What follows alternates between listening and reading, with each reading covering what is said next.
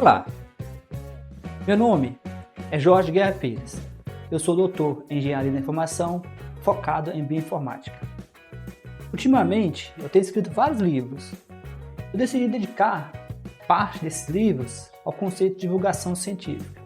Então, neste podcast, você vai ver vários episódios sobre assuntos bem variados. Esses assuntos envolvem política, religião, e todos eles tentam trazer a ciência para um público geral. Meu desafio é transformar aquilo que é acadêmico em algo popular. Por isso, em um dos projetos relacionados, eu chamo de Ciência Popular, que é o nome do site que está conectado a esse podcast. E outros vários projetos como no YouTube.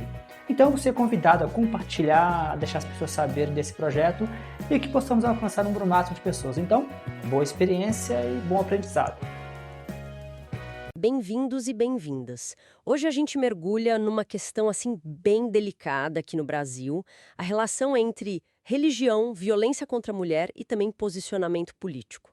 Sabe aquela ideia comum de que a religião deixaria os homens menos violentos? Será que os dados confirmam mesmo isso? A gente está com uma análise aqui do Jorge Guerra Pires, que saiu na Mente Ateísta, e ela faz um cruzamento bem interessante. Usa dados de religião do censo, lá de 2010, com números de feminicídio de 2023 e ainda olha para o apoio político ao Jair Bolsonaro em 2022. Nossa ideia aqui é tentar entender o que esses números, o que eles realmente dizem. Vamos lá, então. Começando por essa ideia, né? A religião como um freio moral. Muita gente acredita nisso. Que a fé, o cristianismo principalmente, segura um pouco a violência. Mas parece que a análise já começa questionando justamente isso, né? Exato. O ponto de partida foi esse. Pegaram o percentual de pessoas sem religião, por estado do censo de 2010, e cruzaram com as taxas de feminicídio de 2023. E o que chamou a atenção foi, bom, a falta de uma ligação forte. O famoso R², que mostra o quanto uma coisa explica a outra, deu bem baixo, só 0,04. 0,04. E o que isso significa na prática, assim, para a gente entender? Significa que saber se um estado tem mais gente sem religião ou menos explica quase nada. Tipo, só 4% da variação do feminicídio entre um estado e outro. A gente vê estados muito religiosos, tipo Acre e Maranhão, com o feminicídio alto. E o contrário também acontece, sabe? Rio, São Paulo, que tem mais gente sem religião, também tem números altos. Então a resposta direta da análise para essa pergunta inicial é não. Os dados não sustentam essa ideia de que a religião, por si só, torna os homens menos violentos contra as mulheres, nesse nível macro, pelo menos. Entendi. Então, se não é diretamente a religiosidade, para onde a análise aponta? Quer dizer, o que mais explicaria essa violência? Olha, a sugestão é que a gente precisa focar em outras coisas, sabe? Fatores que parecem ter bem mais peso. Condição socioeconômica, nível de educação, questões culturais mesmo, que são bem arraigadas. A eficiência das políticas públicas para proteger a mulher. E, claro, né, a desigualdade de gênero, que é estrutural. O respeito à segurança das mulheres parece que depende muito mais disso tudo, dessas condições sociais, institucionais, do que só da religião da pessoa ou do grupo. Certo. Então esse é o primeiro ponto que os dados parecem desafiar. A religião como um escudo automático. Mas a análise foi além, né? Investigou uma outra conexão, uma que gera bastante discussão. A política. Isso, exatamente. O segundo passo foi olhar para a política. Eles verificaram se existia alguma relação entre a porcentagem de votos que o Jair Bolsonaro teve no segundo turno de 2022 em cada estado e as taxas de feminicídio no ano seguinte, 2023. E aí, aí os números mostraram uma conexão estatística. Que tipo de conexão foi forte? O que os números disseram? Olha, mostraram o que a gente chama de correlação positiva moderada. O coeficiente, o tal do Pearson R, deu 0,68. Isso indica uma tendência. Estados onde o Bolsonaro teve mais votos tenderam, sim, a ter taxas de feminicídio mais altas em 2023. E o cálculo lá, o p-valor, deu 0,031, o que sugere que essa associação que a gente observou, ela provavelmente não é só coincidência, entende? A gente vê exemplos, né? Acre, Rondônia, Mato Grosso, mais de 65% de votos no Bolsonaro e taxas de feminicídio altas. Aí você olha Bahia, Ceará, menos de 30% de votos, taxas menores. Entendi a tendência, os números mostram isso, mas aqui a gente precisa ter muito cuidado, né?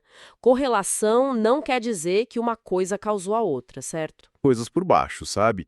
Talvez uma cultura que, em certas regiões, tolere mais a violência contra a mulher, e essa mesma cultura pode ter influenciado tanto o voto quanto, infelizmente, as taxas de feminicídio.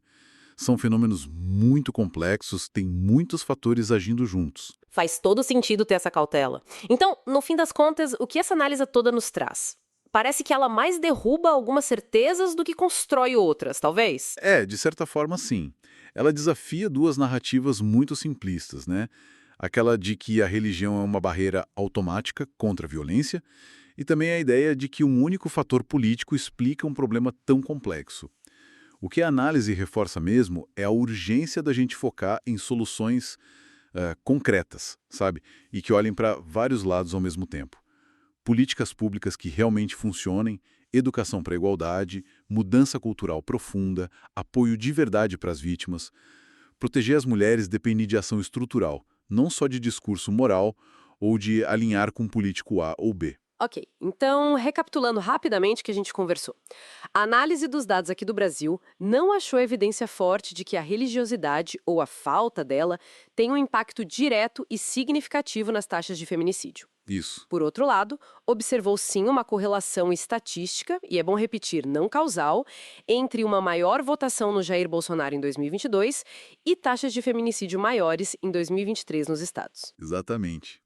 É um problema, a violência contra a mulher, muito enraizado, muito complexo para a gente ter resposta fácil, né? Análises como essa são importantes para a gente questionar o senso comum, para lembrar que a gente precisa buscar soluções baseadas em evidência, em ações estruturais e entender as várias camadas do problema. E talvez fique aqui uma reflexão final para quem nos acompanha.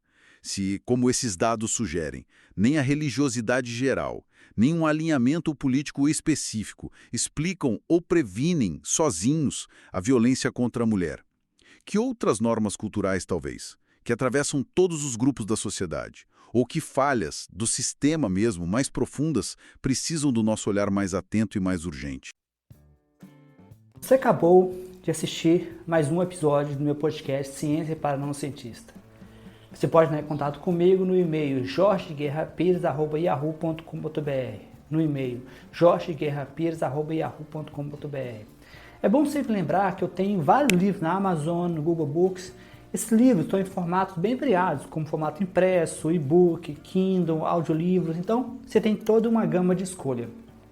Existe sempre a opção de fazer uma doação, oferecer um suporte para que eu possa manter o podcast em versão premium e possa manter os episódios por um período maior do que 3 meses, ou até mesmo deixar vários episódios maior do que 2 horas por mês, que é o meu limite. Então, eu te convido a fazer doações para o e-mail, o mesmo e-mail que eu falei anteriormente, que é jorgeguerrapires@yahoo.com.br, jorgeguerrapires@yahoo.com.br. Então, muito obrigado e continue no podcast para ver os próximos episódios e não deixe de compartilhar com seus amigos, com pessoas que possam se interessar. Um grande abraço, até mais, Jorge.